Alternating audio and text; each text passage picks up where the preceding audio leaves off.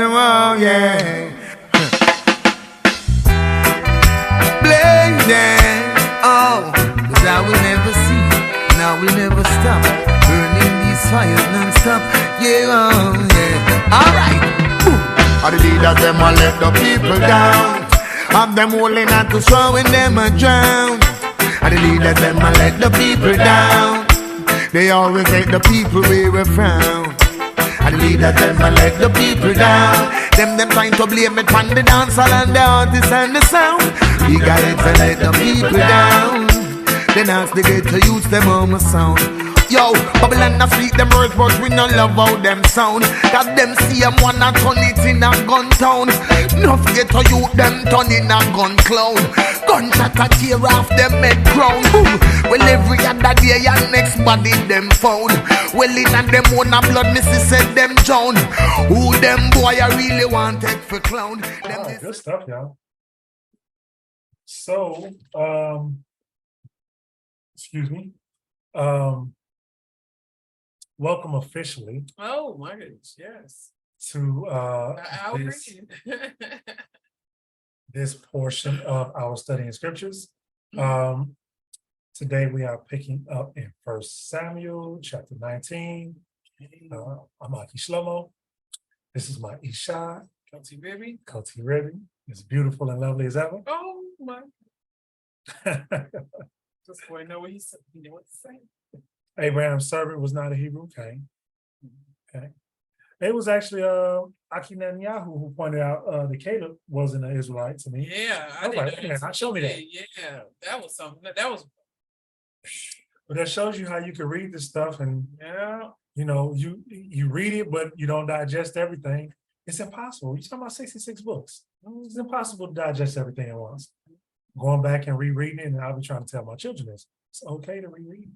Because you read it already don't mean you've mastered it. You really have to be humble when coming to the scriptures, because it's like as soon as you lose that humility, the wisdom in this book just stop talking to you, because the wisdom in this book can talk to you and can teach you as long as you humble. But like I find that if you come to the book with an agenda, you know what I'm saying, I'm gonna prove that A, B, and C. I'm gonna prove that. You know what I'm saying? 9 out of 10, if you come with an agenda, you're gonna cherry pick the scripture enough to go ahead and prove after you've cherry picked it, your wicked point. And that's what a lot of people do with the scriptures. Absolutely. Iman said that's why every joint in the body provides. Yep. No one of us has it all. Yes, ma'am. Every joint, Yes, ma'am. every nodule, every nail, every hair follicle. You know what I'm saying? Yes, ma'am. Hallelujah. You know Think about how somebody that has like a toe amputated is off balance just from one toe. It don't even have to be the big toe. It can be the little toe. Or think about what happened when you have a part of your body that swell up. Mm-hmm. You know what I'm saying? My knee swole. Yeah. You know, now you all puffed up. My knee puffed up. Okay. I can't, but the body can't operate with puffed up and swole. You know. The whole body. Yeah. All right. 1 Samuel chapter 19. Let's read. Let's begin.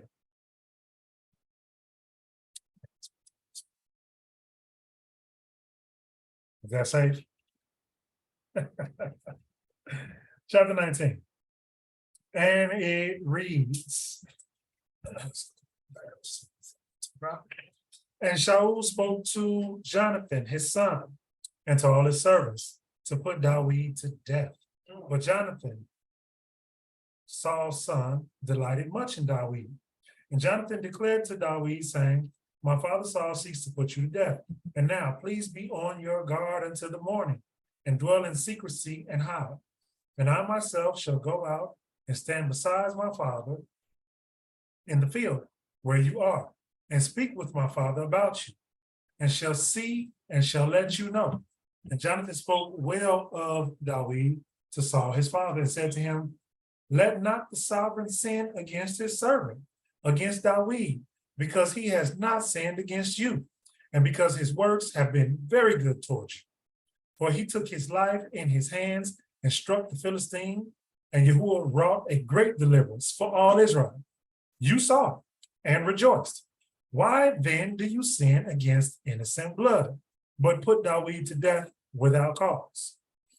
I'm seeing some similitude with Hamashiach in that way that's phrased. And Shaul listened to the voice of Jonathan, and Shaul swore, as Yah lives, he does not die.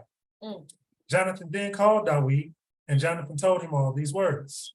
So Yehonathan, I'm reading Jonathan, brought David to Shaul, and he was in his presence as before. And there was fighting again, and David went out and fought with the Philistines and struck them, a great smiting, and they fled before him.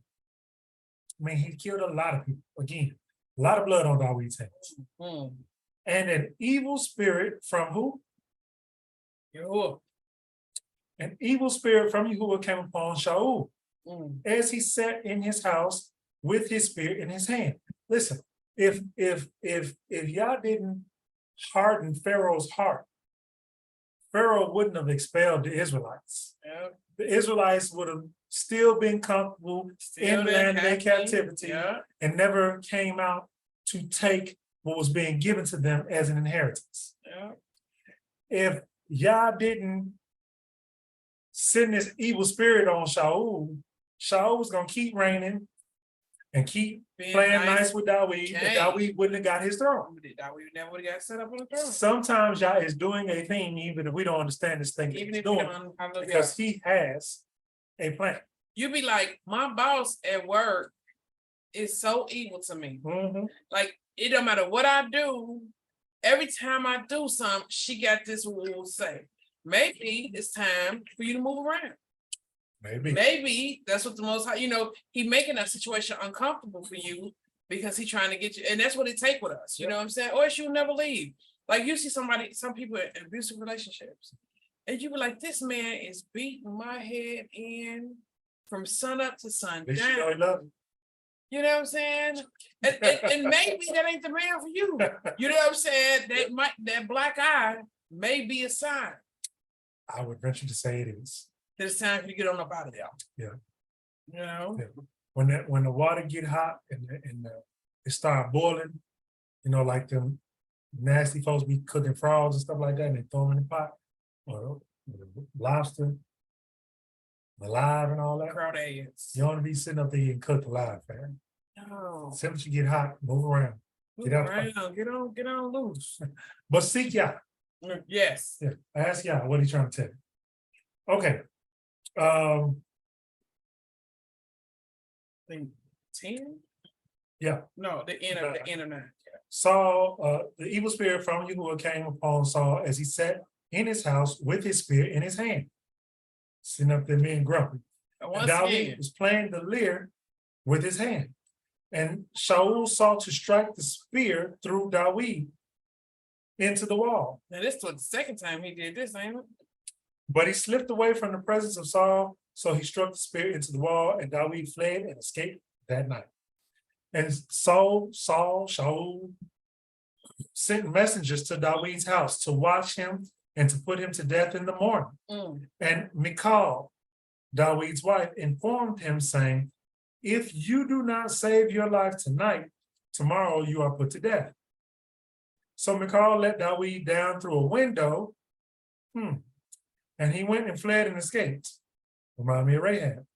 And Michal took the household idol and laid it in the bed and put a cover of goat's hair for his head and covered it with a garment. Now that's something. Let's stop right there. Is there an idol in David's house? There was an idol in his house. Interesting. Michal took the house. Who is this? Is this Saul's daughter? Saul's daughter, David's wife. And covered it with the goat's hair for a garment. And when Saul sent messengers to take David, she said, he's sick. And Saul went to the messengers, sent the messengers back to see David, saying, bring him up to me. Bring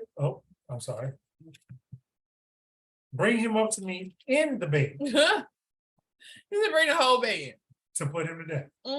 And the messengers came in and saw the household idol in the bed with a cover of goat's hair on its head, for its head. Shaul then said to Michal, why have you deceived me like this and sent my enemy away so that he escaped? Her husband? And Michal answered Shaul, he said to me, let me go. Why would I put you to death? Why should I put you to death?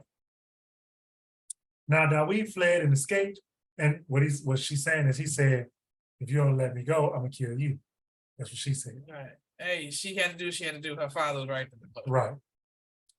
Now David fled and escaped and went to Samuel at Ramah and told him all that Saul had done to him. And he and Samuel went and dwelt in Nawith. And it was reported to Saul, saying, see, David is in Nawith, in Ramah. And Shaul sent messengers to take David, and they saw the assembly of the prophets prophesied, and Samuel standing as leader over them. And the spirit of Elohim came upon the messengers of Shaul, and they also prophesied. And when Shaul was told, he sent other messengers, and they prophesied likewise. So Shaul sent messengers again the third time, and they also prophesied. Then he himself went to Ramah and came to the great well that is at Seku. Interesting. And he asked and said, where are Samuel and David? And one said, they're in Nawith in Ramah. So he went there to Nawith in Ramah, and the spirit of Elohim was upon him too. And he went on and prophesied until he came to Nawith in Ramah. Ain't nothing he could do about it. And he also stripped off his garments and prophesied before Samuel and lay down naked all that day and all that night. Therefore they say, is Shaul also among the prophets? Wow. That's something else, huh? What you gonna do? If y'all say you can't, you can't. And if y'all say you will, you will. And so here's David living with an idol in his household. So, it's growth. Like, this walk is growth. Because we know he gets to a point, when he become an older man, when he gets to a point where he don't even allow idols in the kingdom. Right. So here he was young, he had his little young wife, and they probably was living like the rest of the brothers, you know what I'm saying? Who knows what this idol could have been, Either way. Excuse me, it was an idol. It was an idol. It was an idol. Okay. And David fled from Nawith in Ramah and went and said to Jonathan, what have I done? What is my crookedness? And what is my sin before your father that he seeks my life? We just talked about what might be part of it. Okay. And Jonathan said to him, right, because every you pay, you will pay. You're gonna pay. Yeah. You're gonna pay for your sin one way or the other. You sin, you're gonna pay. It's gonna hurt. Who knows? If this hadn't happened, this could have been possibly by Yah's will a smooth transition from Shaul being king to David being king. But for some reason, Yah was allowing David to go through some road. stuff. Yeah. And maybe this was part of it. Part of his growth. This is part of it. How do you learn? But in that fire, you know what I'm saying? You come out a master. Right. So, and Yahuah said to him, far be it, you are not going to die. See, my father does no big matter nor small matter without disclosing it to me. And why should my father hide this matter from me? Is it not so? It is not so. But David swore again and said, your father knows well that I have found favor in your eyes. And he says, do not let Yahuah know this, lest he be grieved. But truly, as Yahuah lives, and as your being lives, there is but a step between me and death. And Yahuah said to David, whatever your desire is, I do it for you.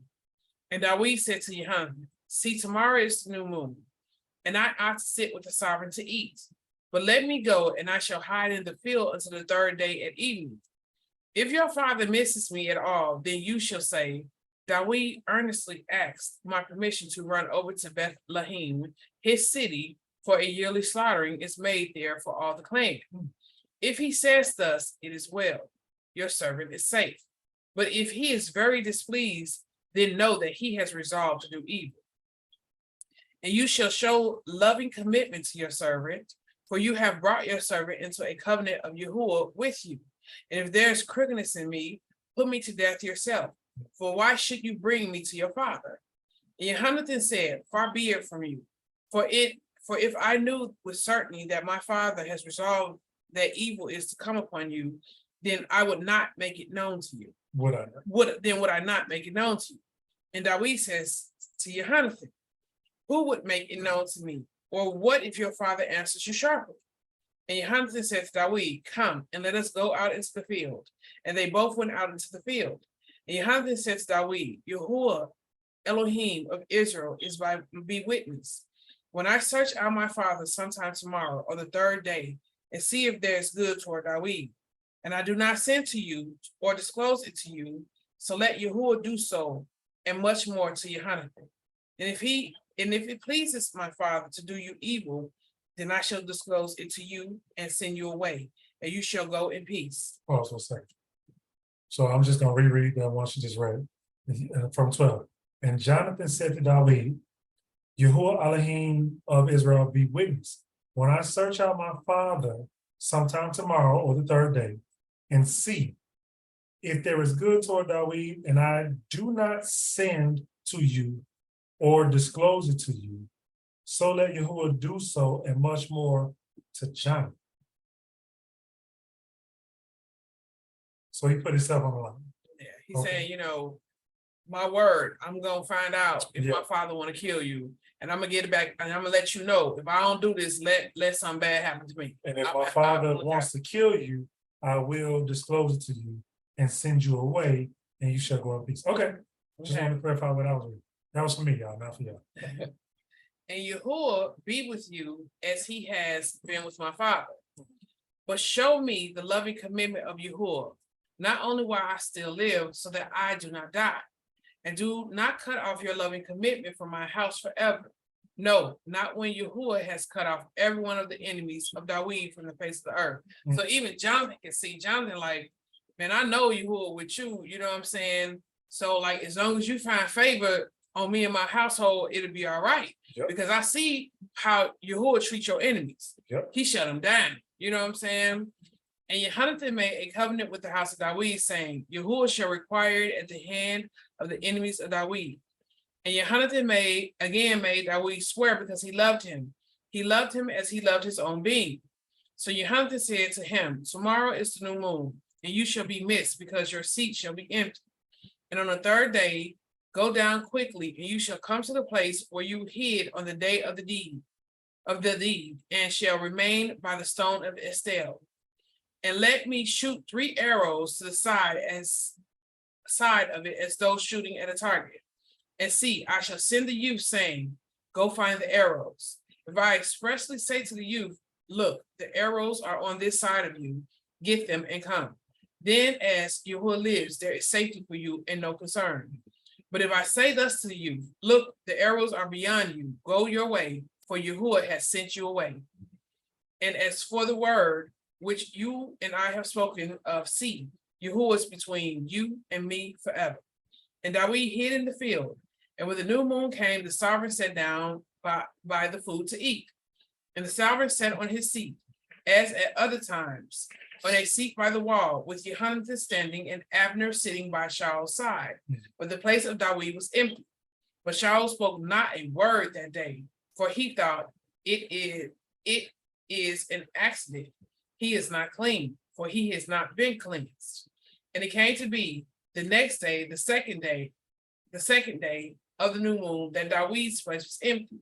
And Saul said to Jonathan, his son, why has the son of Jesse not come to eat? Go ahead, finish it. Okay, either yesterday or today. Just a point of emphasis. Verse 26. When the king realized that David is not there, when it's saying that this is a new moon, it's talking about this being one of the Moedim. This is one of the feasts that they were celebrating. And so when the king realized David was there, he says, oh, okay, David must have accidentally done something that caused him to be, what's the word we use? Ceremonially unclean, right? Take it as a point of reference, fam. that according to the law, we read this, so I'm just underscoring that this is how Israel operated in righteousness. Even King Saul, in his distemper, understood this was the law. If they were having a set apart gathering and someone was unclean, you are not supposed to bring your unclean self to a set apart gathering. I know it's different. Us here in this land, this whole land is unclean, but that don't mean that we shouldn't attempt to be clean as we gather for set apart gatherings. And so I just want to point that out, because in the land, especially, you know, this was a big no-no. Even if it was, you know, it don't matter what it was. If it was a set apart gathering and someone was unclean, they weren't supposed to. And so another thing that she point out, this Saul following the law.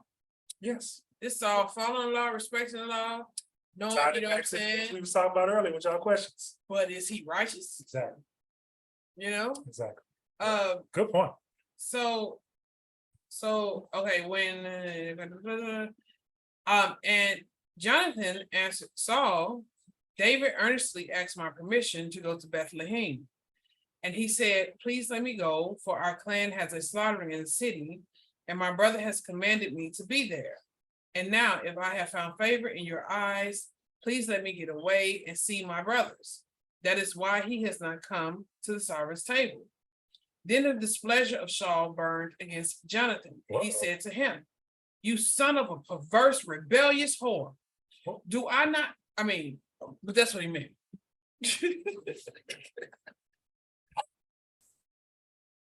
You know what it says. You know what I'm thinking about. Yeah. Boss Hall. He said you can't possibly be my son. Hey, no way in the world you can be my son.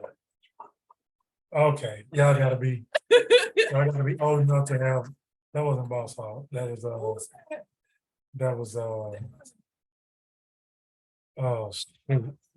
Smokey Bear. That was Smokey Bear? Yeah, from Smokey and the Bandit. So I just released my age. But anyway, yeah. So look, Coty, Smokey and the Bandit says you watched the movie. Smokey and the Bandit. I'm sorry, she young, you probably that was for your time. My bad. Okay. So anyway, so he said, you son of a perverse, where am I? Rebellious woman. 30. Rebellious woman, 30. Okay. Do I not know that you have chosen the son of Jesse to your own shame and to the shame of your mother's nakedness? So this was a him on me situation in his father's opinion. So for as long as the son of Jesse lives on the earth, you shall not be established, you and your reign. And now send and bring him to me, for he is the son of death. So Saul just let it be known what's been bothering him. The rumors that David had been set up as new king has gotten back to him. Now, it may not be done, he's spoken out loud, but he's seeing that the way the people respond to David, he's seeing, he heard by now through the grapevine that Samuel anointed him, you know what I'm saying? And so he like, dummy, you know what I'm saying? You chose this dude, but as long as he lived, you won't be able to be king. You know, and he's saying, just as he said to David's wife, you chose him. This is my problem with you specifically. You chose him. Same with his son Jonathan. Yeah. I knew you chose him, but now you opening your mouth to prove it to everybody who's sitting around here listening. You have chosen your father's enemy over your own flesh and blood. And to Saul at this point, I think it's a point of contention for him that he feels like those closest to him that are supposed to be loyalists, most loyal to him, got you, sis, should already know that this is his enemy, right? And if you don't know, you must be simple. And if you're acting like you don't know, then you are also an enemy. In King Saul's mind, I think. So he said, and Yahuah answered Saul, his father, and said to him, why should he be put to death? What has he done? And that Saul hurled a spear at him to smite him. Then Jonathan knew that his father had resolved to put David to death. Let me tell you something. I know he'd kill you. Let me tell you something about Saul. Saul was, you know how they say how your parent, you got that mother that always throw that hot shit, she'll throw anything at you. Saul was a spear throwing. My man didn't have a problem throwing the spear. Like if Saul was sitting next to the spear, you was probably in trouble. And you calling Saul a spear chucker? I'm just saying, this is the fourth, fifth time we heard he done threw a spear at somebody. This man will haul a spear. Let me tell you, anyway, here we go. He will chuck a spear. He'll chuck a spear. Come on. Here we go. And Jonathan rose up from the table in the heat of displeasure and ate no food the second day of the new moon, for he was grieved for David, because his father had put him to shame. And it came to be in the morning that Jonathan went out into the field at the appointed time, at the time appointed with David, and a small youth was with him. And he said to the youth, now run and find the arrows which I shoot. As the youth ran, he shot an arrow beyond him. And when the arrow came to the place where the arrows was which Jonathan had shot, Jonathan called out after the youth and said, it's not the arrow beyond you. And Jonathan shouted after the youth, make haste, hurry, do not stand still. And Jonathan's youth picked up the arrow and came to his master. But the youth knew not to speak. But the youth knew not to speak. Only Jonathan and David knew of the matter. Then Jonathan gave his weapons to the youth and said to him, go take them to the city. And as soon as the youth had gone, David rose up from the south side and fell on his face to the ground and bowed down 3 times. And they kissed one another and they wept together, but David more so. And Jonathan said to David, go in shalom, since we have both sworn in the name of Yahuah, saying, Yahuah is between you and me, and between your seed and my seed forever. Then he arose and left, and Jonathan went into the city. Yeah, so like Rib said, so now they got a covenant between their 2 families. So that means that even after King Saul passes, Jonathan has respect for David. And of course, he's going to teach the children, Yeah, to honor that throne. I mean, Jonathan probably could see that, like, you finna be next king, and I'm okay with it. You know what I'm saying? If this is Yahushua's, if this is Yah's will, then let it be. Okay. All right, 21. Boy, that's a show. You want to? Okay. No. 6, 7, something like that. 7. All right. And David came to Nob, and Abimelech, the priest. And Abimelech trembled when he met David and asked him, why are you alone? And no one is with you. He probably thought he was coming to kill him. David was a killer. They knew it. And David said to Abimelech the priest, the sovereign has commanded me a word and said to me, let no one know whatever of the word about which I send you and which I have commanded you. And I've directed my young men to such and such a place. And now, what do you have on hand? Give 5 loaves of bread. Give 5 loaves in my hand, or whatever is found. And he went above line. He said, the king sent. And the priest answered David and said, there is no ordinary bread on hand, but there is set apart bread, provided the young men have kept themselves from women. And David answered the priest and said, truly, women have been kept from us about 3 days since I came out, and the vessels of the young men are set apart. And it is an ordinary mission, and also it was set apart in the vessel today. Then the priest gave him set apart bread, for there was no bread there except the showbread, which had been taken from before Yahuah in order to put hot bread in on the day it is taken away. I'm gonna pause there for a second. Y'all understand all that? Yeah, Like, what's been going on there? That was a big deal what just happened. So first and foremost, the showbread, remember, is the 12 loaves that remain in the temple from Shabbat to Shabbat. 12 loaves of bread, 12 vessels of bread, representing the 12 houses, tribes of Israel. This bread was not to be eaten by anybody who was not part of that priest community. Wasn't supposed to be touched. Somebody asked Messiah about this bread. And somebody talks about this bread when questioning or testing Messiah. And Messiah makes reference and says, don't you know about Dawid eating the showbread? So this bread was taken out because it was after the Shabbat and they were transitioning a new, fresh, hot set of 12 loaves, and therefore he gave it to Dawid. Dawid and his compatriots were able to accept it because since the time of the feast, they have been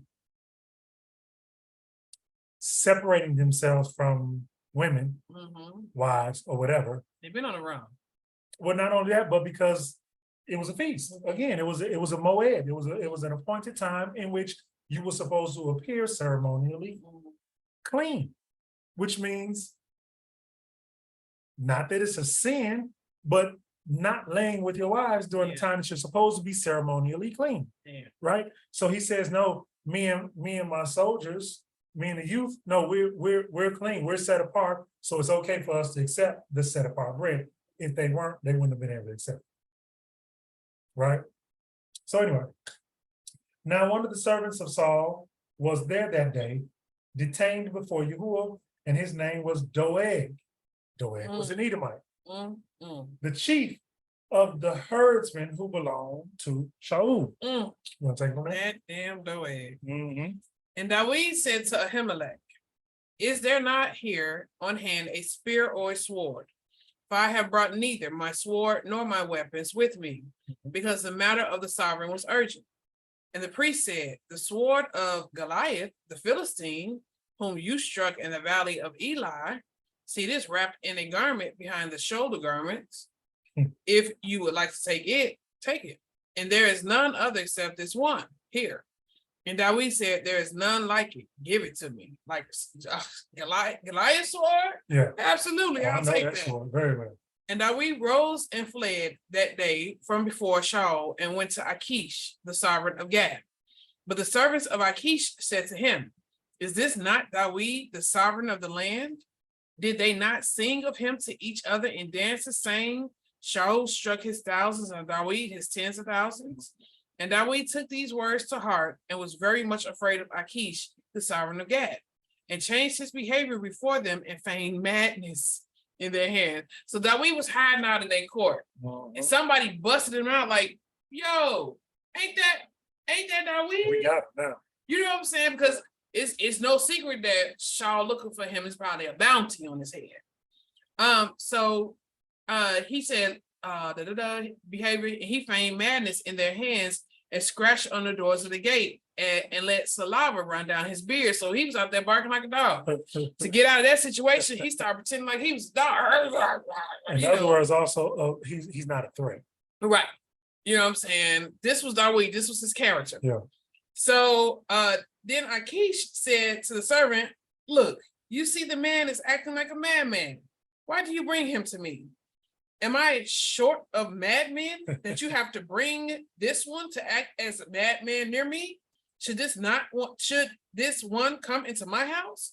So like I got crazy men all surrounded me. You had to bring me another. I needed another crazy man. That's what I'm saying. Another madman. Go to Natasha.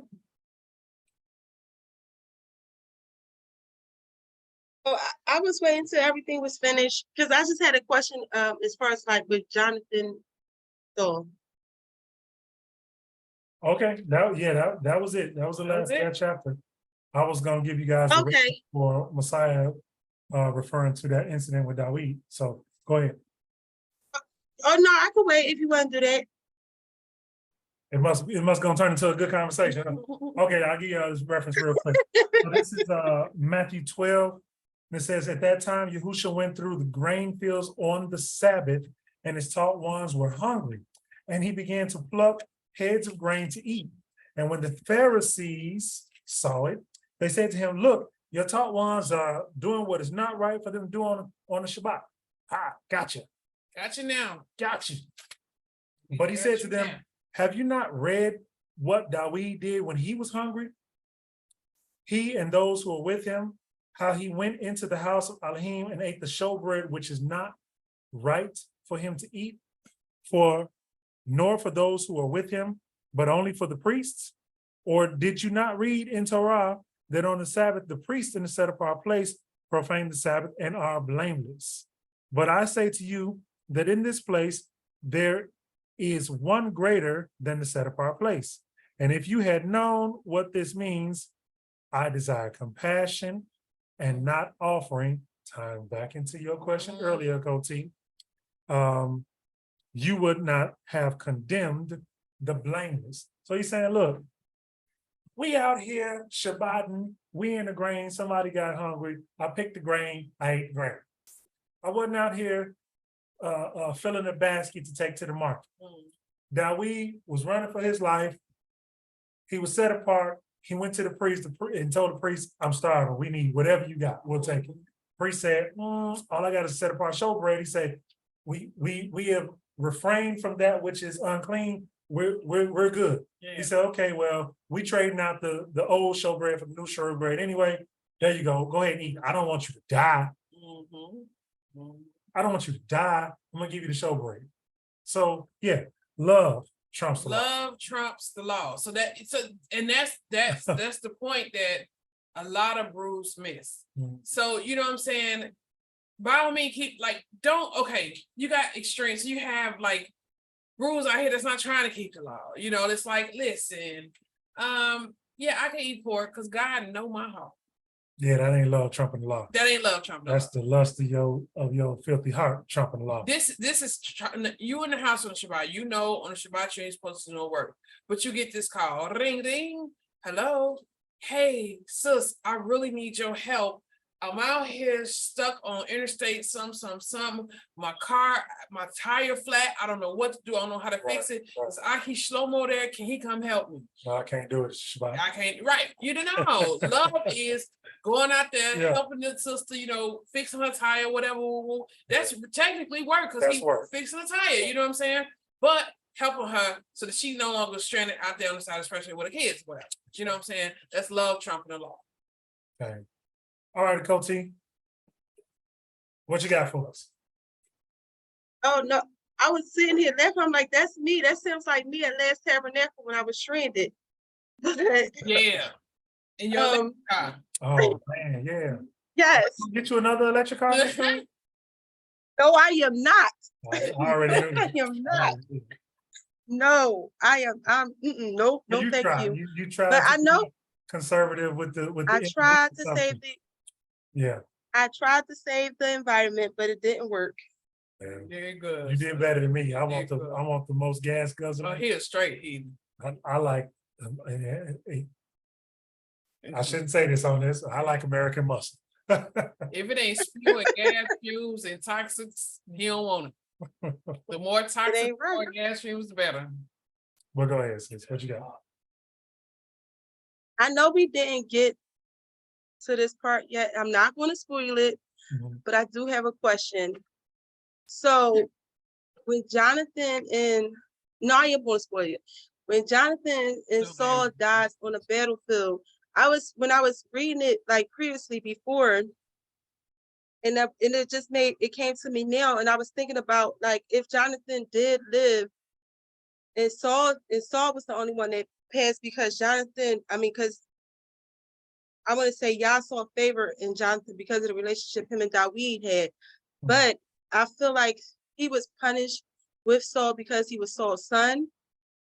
And then I also feel like if he didn't die when Saul died, the people probably would have elected Jonathan to be king instead of actually doing the will of Yah. That's a good What point. do y'all think? That's a very good because it would have been contention. It would have been a divide. The kingdom would have been divided then instead of like in Solomon's way. Yeah, that's a good point. Like Dawid for the followers of Saul's son, Jonathan. Yeah. Okay, but I would say I remember something happening where Saul was cursed and his lineage had to go. Like where that's what they said, that Saul's lineage had to go. Was it the situation with the sheep?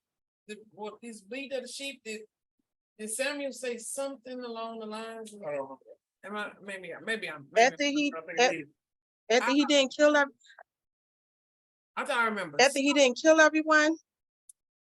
Yeah, like wasn't it something where Samuel said, "Are y'all gonna wipe your lineage?" Or I don't know. You know what? Don't quote me. I may be off.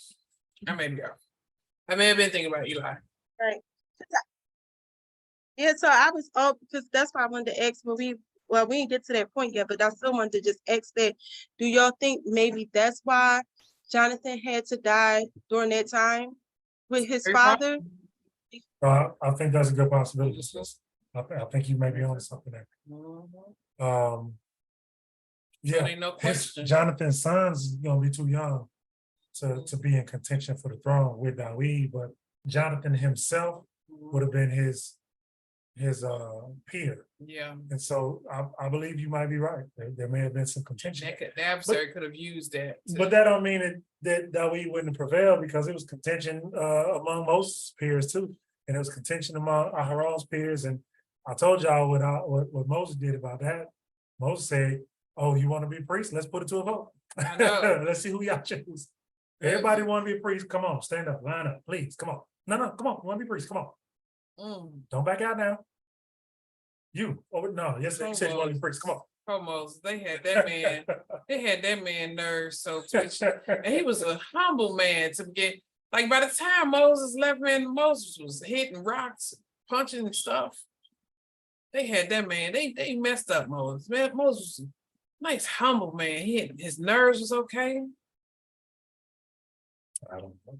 Moses, and I don't think Moses meant to sin against Yah. But like you said, they had him frazzled, because he was like, "Here, you want water?" Boom. Yeah. And then boom. They had Moses. It wasn't Moses. Moses was tired. They got Moses punished. He was tired of them Hebrews. I think you're right about Moses' intentions, but that's just again another illustration of how intentions don't matter when it comes to obedience, right? Yeah. So obedience is obedience. That's right. It is what it is. I think of all stuff. I'm like, that's something I have been like thinking about recently. Like, I don't care about your feelings. He don't care that you emotional. He don't care that you menstrual. He don't care that you PMSing or high flashing. What's the other one? High flashing. He don't care. He requires your obedience. Period. Get it together, family. We gotta get it together. Hey, family, y'all had some good questions, I and I love what y'all are digging into and y'all individual reading. Man, that opened up some good discussion. Should we do something like that separate? Like just kind of discuss what everybody reading individually? That'd be good. We were doing that with our children this morning. That might have been why I was on the mind. Trying to make sure that they continuing to push themselves as well. So I figured I'd do the same with you. I'm gonna have me a sushi bowl. Baby. Family, thank you for joining us. Y'all who do the live with us weekly. Thank you to y'all who tune in later on the YouTube. Thank you for all of y'all participation. Yeah. Hallelujah for the peaceful fellowship weekly. Such a blessing. And for helping us to share this together and bring things out one amongst each other both ways. Family, y'all willing, we'll see y'all next week. Okay, y'all willing. Shabbat shalom, family. Shabbat shalom, family. We love y'all. Wait, don't hang up yet. I have a question. Okay. Okay. I'm sorry. Are you gonna do like an update for the calendar? Are you gonna repost the video for those that's just coming in that may not have seen it for the following year? Since we're coming into like the fall feast. Yeah, I think I have decided that we're probably gonna have to do it every year. One, like you said, for people who are kind of just trying to understand it, but the other thing is I got people in my own household who can't, tell me when feast days are. So yeah, it's gonna take repetition. And by people, he mean me. No, I actually didn't. I was talking about my children. I always gotta go to like Indigo. Like Indigo is our like, you know, she the one who keep up with these kind of things for me, you know, and I'm always like, Indigo, Well, what day does what you call it follow? here's the thing that I'm really trying to get my household to do. And the reason I did the videos in the way that I did them is because if you put it on your calendar, just like any other date that you're trying to plan for, you don't have to memorize it. You can just look at your calendar. I have it on my calendar. And so if you then keep up with your calendar, because then I got other people in my household do it with us that one time and then lose the calendar. And so it's like, well, how's it doing you any good if you can't? You understand what I'm saying? I do not know what my calendar is. And the point of that and I'm gonna go on my soapbox here a little bit, okay? While my household and y'all. Turn the water off, please.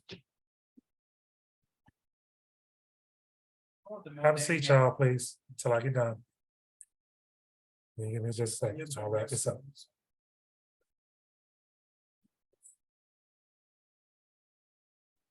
Cause I'm talking about y'all. You're lying. These days are so important. They are tied into the set apartness of his people and the ordinances of our worship and us uplifting who we say we believe in, right? They are tied into our fellowship with him, Hamashiach, and his set apart Malakim. And if there is anything that is important or should be important to us, that should be part of it, right? And so my stress for my household, and I think y'all should stress the importance of this as well, is how can we say we believe these things or we believe what we believe and not make that a priority? To fill out your calendar, keep up with these days and then lose it means that wasn't a priority, right? To not attempt with the most sincerity that you could to understand this thing, the calendar, that is ABCs as it relates to being an Israelite. This is ABCs. This is not, astrophysics, right? It may sound like it at first, but I would like to submit to you that that may be more spiritual. Sometimes the adversary will put a block on your mind so that you cannot try to understand something and you just dismiss it as, oh, it's too hard for me. I can't do that. And now you dismiss something that is pertinent to your deliverance. Well, you assume it's too hard, but like when you actually, look into it, it's like, oh, that wasn't that bad. So yeah, in short, I will do it again. I don't mind. When I first did it, I thought it was going to be a one-time thing. But I'm getting better at understanding the more I do it. And also I think that my household is getting better the more I make them do it every year. One of these times when I redo it, I'm gonna sit back and tell somebody else in my household to present. But we already did it this year. We did it back like before Passover. She's asking about upcoming. Oh, correct? Am I wrong? Yeah. I think that because I had at the beginning of each year. I think that I said I was gonna do that, but I think it's also gonna be good that we start taking turns and some other people present. Oh yeah, they're going to show mastery of the concepts. Because I invited someone. I sent him the video because he said he was approved. I mean, we're standing in the middle of a gas station. I was trying to explain it to him, but then I was just telling him like to come to the study, and if he had questions, he could just ask the questions. Well, sis, look, don't beat up on him too bad. We were the same way. Like for the first quite a few years, the feast days was not a priority in our study, but that's how we came into the truth. The people who we fellowship with didn't feel like that was something that needed to be prioritized. Sure did. And they taught about the feast days. but it was not in a way that emphasized the importance of understanding how they related to Messiah and all that. That was something that, honestly, I told y'all before, Rib and another young kept bringing it back up to me until y'all finally put it on my heart to dig into it deeper. And then I was like, oh, wait a minute, we really been messing up. So y'all gotta put it on his heart, sis. But yeah, we'll do it. And Yeah. you know, I'm not gonna, every time I do it, I'm going to try to not do it the exact same way so that it is an actual different video and try to add some other component to it. Maybe this time we add some fireworks. I know last year you added the was it the Disney scroll you added when we was looking at the I say yes, I'm too blessed to be stressed. Nevertheless, I must confess. Yes, this is Project Wake Up Jacob. On the Sabbath we rest and reflect upon his goodness. Because we are guided by the Ruach Kodesh. Yes, whenever I get dressed, yes, I'm dripping Kodesh fresh. Yes.